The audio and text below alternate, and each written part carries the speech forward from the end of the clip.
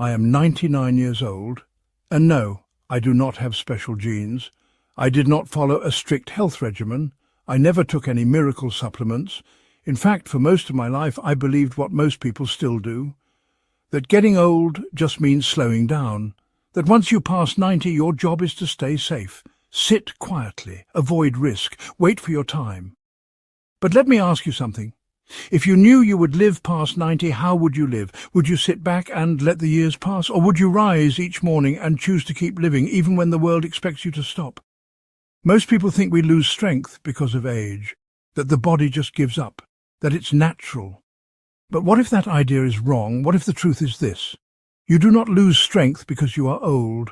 You lose strength because you stop giving your body a reason to stay strong. That was the mistake I made. For years I thought I was doing everything right. I ate lightly, I rested often, I avoided anything that seemed too hard. I thought I was protecting myself, but I wasn't protecting anything. I was slowly telling my body, "You're no longer needed." And my body listened. I moved slower, I lost balance, my hands grew weak, my steps unsteady. It didn't happen overnight, it was gradual, quiet, like fading into the background. Then one morning I nearly fell getting out of bed. That moment woke me up. Not because I was scared of falling, but because for the first time I realized something deeper. I had been acting like someone already finished, already done. That day I asked a new question. What if I'm not at the end? What if my body is not broken, just waiting for a signal? So I gave it one. I drank a glass of water before coffee. I added 1 egg to breakfast. I took a short walk. I stood and stretched. I wrote down one sentence I was grateful for, small things, quiet things. But they added up. One change led to another. One small act became a message. And that message was simple. I am still here. I still need strength. I still choose to live. If you're wondering how I made it from 90 to 99, not just alive, but truly living, this is my story. I did not reach 99 by accident. I reached it by choice. And you might be able to do the same. I was not always this aware of my body. Like many people, I lived most of my life without thinking much about aging. I worked hard. I ate what was in front of me. I stayed active enough. That was enough, I thought. And for a long time it was. My name is Harold. I was born in 1925. I grew up during the Great Depression. I served in the army, worked as a high school history teacher, raised 3 children, lost my wife far too early, and kept going. I have always been a practical man. I do not like complaining. I do not chase trends. I believe in showing up, doing what needs to be done, and not making excuses. After I retired at 70, I enjoyed the slow pace. I tended my garden. I read the newspaper each morning. I walked around the block. I helped neighbours with small tasks. I did not feel like I needed more. At first, the changes came slowly. I began waking up feeling stiff. My knees ached when I bent down to tie my shoes. I stopped walking as far. I switched to lighter meals, toast and jam, cereal, sometimes just coffee. I told myself I was simplifying, keeping things easy. But what I was really doing was pulling away from life, one step at a time. By 87, I had stopped working in the garden. I sat more. I rarely stretched. I avoided lifting anything too heavy. My strength faded quietly, without fanfare. I thought it was normal. I thought I was just doing what people my age were supposed to do. I remember one winter day when I was 89. I had dropped a small book on the floor. I bent to pick it up and struggled to stand. I had to hold onto the table. My legs trembled. I sat back down, winded, embarrassed, even though no one was watching. I remember thinking, maybe this is the beginning of the end. It was not that I was sick. I still had my mind. I could drive. I could cook for myself. But something inside me had grown quiet. Like a part of me had stopped trying. Still, I told myself this is just how it goes. That idea stayed with me until I was 90, until the morning I nearly fell. That single moment, though small, cracked something open in me. The next week I had a check-up with a young doctor. I mentioned the weakness. The doctor asked what I ate in the mornings. I told him the truth. Toast, sometimes coffee. Maybe oatmeal, but never much else. He looked at me kindly and said something I will never forget. Your body is not giving up. It is just not getting the signal that you still need it. That sentence stayed in my mind. It made me realize I had not been aging. I had been disappearing one habit at a time. And that realization hurt, because I had worked so hard to stay independent, to stay capable, but I had stopped doing the very things that made me strong, not because I could not do them, but because I thought they no longer mattered. That is the day I picked up a notebook and wrote one sentence. What does my body still need from me? That simple question changed everything. Not overnight, not with some magical fix, but with one quiet commitment to listen better, to act on what I heard, to stop letting age be an excuse to fade. That was the start of my return, and in many ways the beginning of a new life, at 90. It began with a simple notebook, just a plain cover, half filled with old notes I no longer needed. I tore out the used pages and wrote 6 words at the top of a fresh one. What does my body need now? I didn't expect an answer, but I knew I had to stop pretending everything was fine. That morning, instead of pouring coffee first like I always did, I filled a glass with water and drank it slowly. Just one small change. It felt meaningless at the time. But something shifted. That day I added 1 egg to my usual toast. I stepped outside for 10 minutes. I walked halfway down the block and back. Later, while waiting for water to boil, I reached my arms overhead and stretched gently. It wasn't a plan. It wasn't a workout. Just a quiet attempt to reconnect with my body. And the next day I did it again. 3 days in, I wrote something new under that question. I want to feel capable again. I wasn't trying to become young. I had no fantasy of turning back time. I just wanted to walk across a room without holding onto furniture. I wanted to stand up from a chair without pausing. I wanted to open jars without needing help. Small things, but they mattered. By the end of the first week I began to notice changes. On the mornings I drank water before coffee, my thoughts felt clearer. When I ate protein, my joints didn't ache as much. If I walked outside, even for a few minutes, I slept more deeply. I didn't feel younger, but I felt more present, more steady, more me. I started to write more. Little observations, small wins. I stood from the couch without using my hands. I reached the top shelf without wincing. My balance improved. My confidence grew. These weren't miracles, they were responses. All those years I had thought my body was failing, but really it had just been waiting for me to show up again. I had been silent, and now I was sending signals. The signals were simple. Move, breathe, nourish, hydrate, acknowledge. After 2 weeks I added a new habit. Every time I sat down, I stood up again without using my arms. At first, my legs trembled. I had to pause and catch my breath. But by the 5th day, I stood up with more control. I didn't wobble as much. I started to feel stronger, not because I was doing more, but because I was telling my body I still needed it. And that was the moment everything changed. That moment, when effort turned into response, became the turning point. Because I finally understood something no one had ever taught me. Muscles do not disappear because of age. They disappear because of neglect. And neglect is something I could stop. I'd spent years doing less, expecting less, eating less, believing that was what aging required. But aging doesn't ask you to disappear. It asks you to pay attention, and I was finally learning how to do that. I didn't begin with a plan. I didn't follow any program. I started with one small change and then another. Each morning I poured a glass of water before coffee, before anything else. It was a simple act, but it sent a message. I was awake. I was here. I was choosing to begin again. Then I ate breakfast. Not just toast and jam like before. I added 1 egg, a spoonful of yogurt, a few walnuts. I paired that with something whole. Some mornings it was oats, other days a slice of whole grain bread, sometimes just a piece of banana with peanut butter. I wasn't eating more, I was eating better. 2 weeks in, something began to shift. I noticed my balance improving. I wasn't gripping the wall when I stepped into the shower.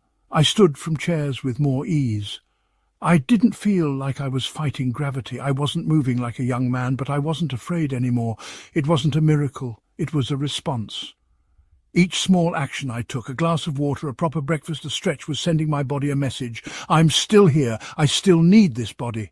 And this body was listening. After breakfast, I added 5 minutes of movement, nothing complicated, just gentle motion. I lifted my heels while standing near a chair. I sat and stood from the couch 5 times in a row. I raised my arms. I twisted slowly from side to side. I moved like someone who still belonged in this world. Over time, I noticed I was standing taller. I didn't feel as stiff. My steps became more steady. My breath deeper. My sleep improved, not just longer, better. I woke up feeling rested, not just older. One morning I realized something. I hadn't turned the television on in 3 days, not because I was distracted, but because I didn't need the background noise anymore. I was fully present. I was engaged. I began writing lists again, not of tasks, but of things I still wanted to do. Bake fresh bread, send a letter to an old friend, read a book from start to finish, sit quietly in the park, talk to someone I didn't know. I'd gone from counting the days to filling them. The most surprising part was how my body responded. Not to intensity, but to intention. It didn't need hours at a gym. It didn't need perfection. It needed my attention, my consistency, my care. By the end of the month, people around me started noticing. My neighbour said I looked more alive. The woman at the pharmacy asked if I had been travelling. I laughed. I told her no. I had just started showing up for myself. And something even deeper happened. I no longer saw aging as a slow goodbye. I began to see it as a new conversation, one I could actually participate in. I had thought strength was gone, lost to time, but it was still there, beneath the quiet, beneath the habits I had forgotten, waiting for a signal. Now, each day, I send that signal, not with force, not with fear, but with choice. A glass of water, a protein-rich breakfast, 5 minutes of movement, a reason to keep going. And my body answers in its own quiet way. That is when I knew this wasn't a phase. It wasn't temporary. It was the return to presence, to dignity, to life. By the time I turned 91, I no longer felt like someone waiting for the next decline. I felt like someone living again, not in a grand way, but in the quiet, personal way that matters most. I was still in the same home. I still had the same grey hair, the same lines on my hands.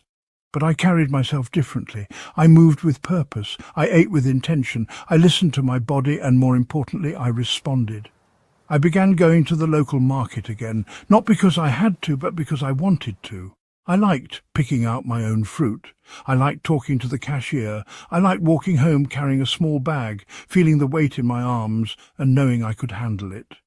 At 93, I started tutoring children in the neighbourhood, just once a week, reading books, asking questions, helping with spelling. Their parents were surprised. Some of them didn't even know I was still around. But the children didn't care how old I was. They just saw someone who listened. And something about that made me feel young again. Not in body, but in spirit. Other seniors I knew had started to fade. Some stopped walking, some moved into care homes. Some gave up small pleasures they used to love, and I understood. It's easy to believe that life is narrowing when your body changes. It's easy to think, why bother? But every time I made a different choice, walked instead of sitting, cooked instead of ordering, stretched instead of complaining, I was telling myself, you still matter. There were days when I felt tired, days when I wanted to skip my routine, but I always remembered how I felt before this began. Weak, foggy, fading. I never wanted to go back there. One afternoon I was sitting outside writing in my notebook when a boy from next door came by. He asked how old I was. I told him 95. He looked surprised and said, "You don't act like it." I smiled. Not because I felt younger, but because I finally understood something it had taken me a lifetime to learn. We don't stop living because we get old. We get old because we stop living. That thought stayed with me. It became a kind of compass.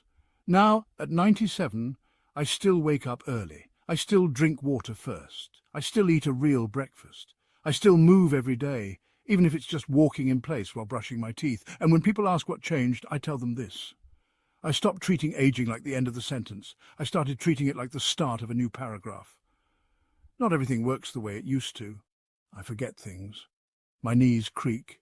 But I no longer believe that decline is all there is. Because every time I choose to move, eat well and breathe deeply, I am choosing life over waiting. And that choice, small as it may seem, is everything. I am 99 years old. It feels strange to say it. Not because I feel ancient, but because I feel aware, present, still here in a world that often forgets people my age are still living, not just existing.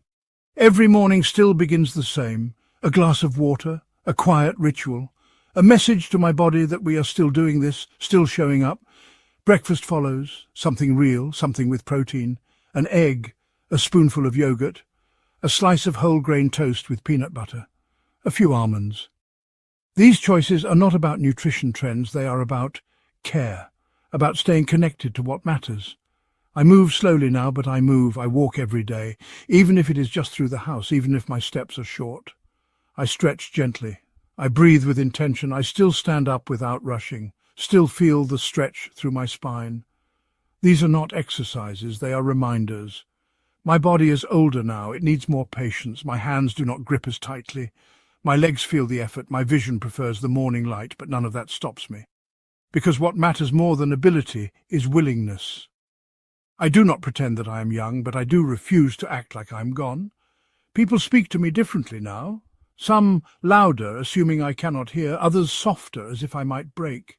I smile and remind them, I am not fragile, I am just old. There is a difference.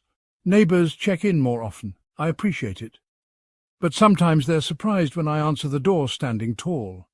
They ask what my secret is. I tell them, it is not a secret, it is a choice. Repeated daily, quietly, with love. I still keep a notebook, the same one I started almost 10 years ago. It is thick now, full of notes, reminders, small thoughts. I flip back to the first pages sometimes, back when I wrote things like I want to feel capable again, or I miss walking outside. Then I look at what I wrote today. It says, you are still here, act like it. At 99, I no longer plan the future. I plan the day in front of me. I write down how I want to feel. I listen to what my body tells me. I do not chase productivity. I seek presence. Some days all I do is sit near the window and watch the light change across the room.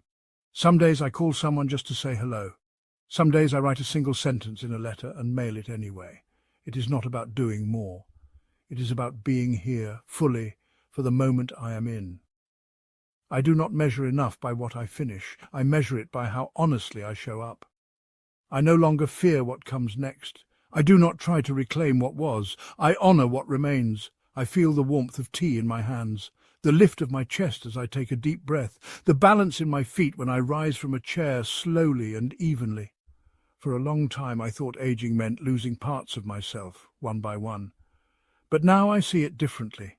Aging means learning how to give more attention to what is still working, what still brings light, what still matters. I do not know how much longer I will be here. None of us do.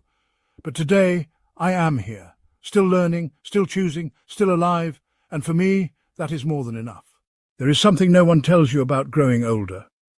It is not just about slowing down or adjusting your expectations. It is about learning how to listen again, to your breath, to your bones, to your thoughts, to your quiet, unspoken needs.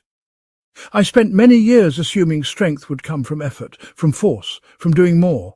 But true strength, the kind that lasts past 70, 80, even 90, comes from something softer. It comes from attention, from consistency, from choosing the small things that signal to your body and your spirit, I am still needed here. For a long time I made a mistake that many older adults make. I assumed that if I ate lightly, stayed indoors and didn't strain myself, I was doing the smart thing. I was protecting what I had left. But what I was really doing was shrinking my own life, not out of weakness, but out of misunderstanding. The truth is, your body listens to how you treat it. When you stop asking it to show up, it starts stepping back. When you stop feeding it what it needs, it stops repairing. When you stop moving it with purpose, it stops responding with power. I learned that strength is not something you wait to return. It is something you invite back, patiently, through small daily signals. A glass of water in the morning, a breakfast that includes real nourishment, 5 minutes of movement, even on stiff days. 1 moment of gratitude, 1 deep breath before you speak, 1 stretch before you sit. These are not habits, they are conversations. They tell your body, your mind and your soul that you are still in this, still engaged, still showing up. Many people wait until their health declines to make changes. But the best time to begin is before things fall apart. And the second best time is today. You do not need to be perfect. You do not need to overhaul your entire life. You just need to start with one small thing and do it with care. Then repeat it. And let the results, however quiet, speak for themselves. Ask yourself, what signal am I sending today? Are you telling your muscles they are still needed? Are you reminding your heart it still matters? Are you giving your mind something worth focusing on? Or are you waiting silently, hoping things will fix themselves? You have more power than you think. If I could go back, I would not tell my younger self to fear aging. I would tell him to prepare for it like a new phase of purpose, not to rush, not to resist, but to step into it with open eyes, steady habits, and deep respect. Because the final lesson is this: aging is not the end, it is a refinement. It strips away what is loud and leaves you with what is true. And what is true is that the small things you do today shape who you will be tomorrow. You are not here to fade, you are here to remain, to adapt, to respond, to grow in new directions, even if your roots are old. You are not too late, you are not too tired, you are not finished. If you are still breathing, you are still becoming. And that is the most hopeful truth I have learned in 99 years. So whatever your age, whatever your aches, whatever your regrets, ask yourself this: what can I still give? What can I still choose? What can I still do today to say I'm still here because you are, and so am I?